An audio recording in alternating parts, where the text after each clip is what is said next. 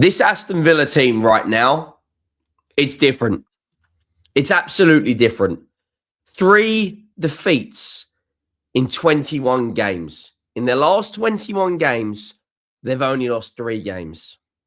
What we are looking at right now is a team that knows how to respond to defeats.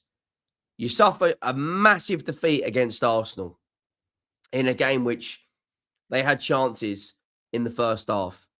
Today, they go out there, score 3 goals and beat Nottingham Forest. And again, only 1 defeat at home this season. The only teams to beat them this season have been Liverpool at Anfield, Arsenal at the Emirates, and a freak defeat against Go Ahead Eagles. Rodgers and Watkins, the duo of those two, is so important in everything they do. McGinn today, 2 really good goals. Unsure about the celebration. Matty Cash gets an assist. He's been very good this season. Watkins scores a peach. Rodgers gets an assist. The only criticism you could have is maybe they should have kept a clean sheet, although it is a very, very good finish from Morgan Gibbs-White. But Aston Villa, I've been saying this for over a month now, maybe 2 months. I'm looking at the fixtures they've got. I don't see why they can't go on another 7, 8, 9, 10, 11 game win streak, because I'll bring up their results in a minute and their fixtures coming up. They only suffered 1 defeat in their last 14 games. Honestly, it's absolutely obscene. Their home record this season is a joke. It's an absolute joke. 10 games, 8 wins, 1 draw, 1 defeat. The only team to have a better home record is Arsenal, who are currently top of the league. But make sure you go down and drop a like on the video if you haven't already. Make sure you do hit that subscribe button. We are steamrolling our way towards the big 100K. So if you could go down and subscribe, yes, that'd be absolutely fantastic. I want to show you their fixtures coming up quickly. Right? First of all, Aston Villa, this is the home table. Second in the home table. 18 goals scored, 5 conceded. Now, yes, if Manchester City win tomorrow, they'd be on 27. They would go second. But as it stands right now, they've got the second best home record. They're currently now second in the league, right? Which is an unbelievable achievement so far, considering they haven't gone out there and spent hundreds and hundreds of millions of pounds. Players like Declan Rice, players like Erling Haaland. Ollie Watkins is back amongst the goals. Rodgers is as good a player as anyone in the league right now. Probably should have had an assist against Arsenal as well. But I want to look at their fixtures coming up, and then we'll talk about the actual game today. They got Crystal Palace away, which Crystal Palace right now aren't in the best of form, right? They're not.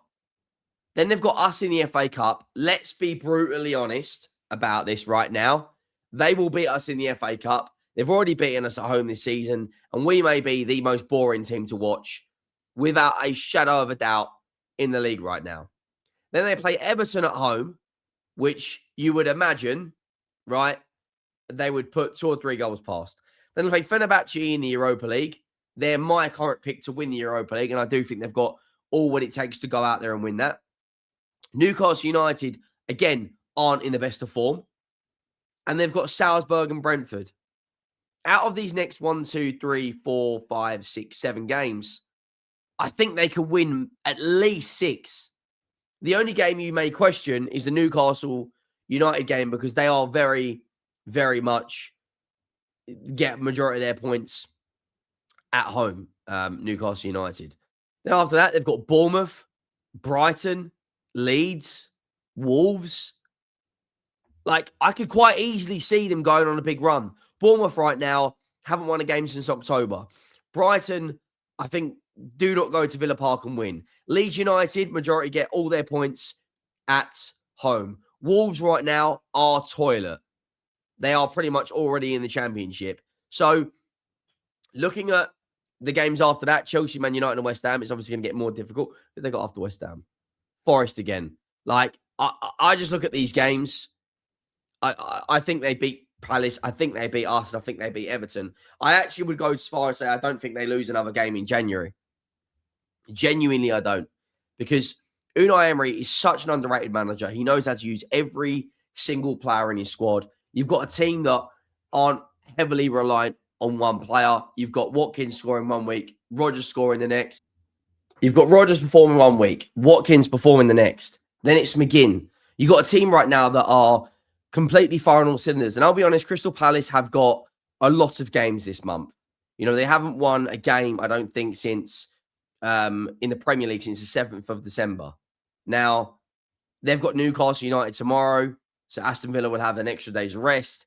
Then they've got an FA Cup game, and they've got another Premier League game, and they've got Conference League coming up. They've got a very, very, very busy January. Both teams have. But today, the first half, they absolutely battered Forest. Ollie Watkins' goal was a joke. I'm going to bring the lineups up on screen right now. That goalkeeper, Victor, the less said about him today, the better. I've got no idea what he is doing for John McGinn's second goal. That was diabolical. Williams, Murillo, Milinkovic, and Einar, very, very good last year. This year, one of the worst defenses in the league. Hutchinson had a big, big chance first half, didn't take it. Gibbs-White took his goal really, really well. Anderson, again, you know, kind of a shining light for them this season. Igor Jesus, not great. Martinez made a couple of good saves in the first half. Hutchinson's first chance. Konsa and Lindelof, a pretty good partnership for them at the moment. Matty Cash has been one of the better fullbacks in the league. Matson returns from Digne. Youri Tielemans at the moment, as a controller, is one of the best in the league. The pass into John McGinn for his second goal is a joke. Kamara is very, very good. Rodgers gets the assist for the first goal. Buendia, John McGinn, man of the match, and Ollie Watkins gets his goal. The first goal, Rodgers plays it into Watkins right on half time, and he absolutely pelts it. I mean, for me, the goalkeeper has to do better. It's a powerful strike. It's hit with precision. It's hit with venom. However, for me, he has to do better there. Simple as that. He has to do better. Take nothing away from the strike. It's a really, really good goal. It's an important goal to score right before half time. And for me, like that kind of set the tone, because the first half, they were by far the better team on every single metric, stats, eye test, all the data. They actually had a number of chances in the second half. You get into the second half and you're thinking, right, Unai Emery's obviously probably told them to go keep it tight, go out there, score early on. You know, first 15 minutes, Forest are going to come up against you with more. They're chasing the game now. Then play a really, really, really good move. Ball goes out wide to Matty Cash. He crosses it in. John McGinn runs onto it, left foot, side net in. Game over. Game over for me as far as I was concerned. I didn't think Forest would come back and score. They did. 10 minutes later, Gibbs-White makes a run down the right-hand side. It's a really, really good ball, and it's probably one of the best finishes, if not the best finish of the game. It's unbelievable from Gibbs-White. And I kind of looked at it and thought, we could do with that. We should have signed that guy. He should be in a Spurs shirt right now, but we didn't. And it is what it is. It's a really good finish. And then the third goal, 10 minutes after that, I have got no idea what Victor is doing, their goalkeeper. Tielemans puts the ball over the top. McGinn touches it, kind of shields it away from Victor, runs past him. The goalkeeper's 35 yards off his line, and he just puts it into an empty net. And I'm sitting there going, what have we just witnessed? That was absolutely diabolical from Victor. And it puts Nottingham Forest in a really shitty position, because if West Ham beat Wolves later, which you imagine they probably will, because Wolves are, let's be honest, a championship side right now, there would only be 1 point between Forest and West Ham. And West Ham have gone out and spent a bit of money now. You'd imagine they'll probably stay up. But Aston Villa today, by far the better team. I'll bring up the stats now. On every single metric, they were by far the better team. I mean, go back. What did I just see there? Where was the momentum chart? Stats. How did I see the momentum chart? There you go. I mean, look at that. What's that? About a period of about 4 minutes, 4 minutes, 5 minutes, and 2 minutes. Aston Villa had the entire first half, pretty much. More possession, higher XG, more shots. Less shots on target, though. 2 big chances, 1 missed, but they took their chances. It's as simple as that. They were by far the better team. And as I said, that puts them into second in the league. Next game is Crystal Palace. I believe they will go out there and beat Crystal Palace. And for them, it's about just continuing the momentum. There's absolutely no shame in losing to Arsenal at the moment. They're arguably the best team in Europe right now. Top of the Premier League, top of the Champions League, in the next round of the League Cup. Most likely going to beat Portsmouth in the FA Cup. But fair play to Aston Villa because they were very, very good today.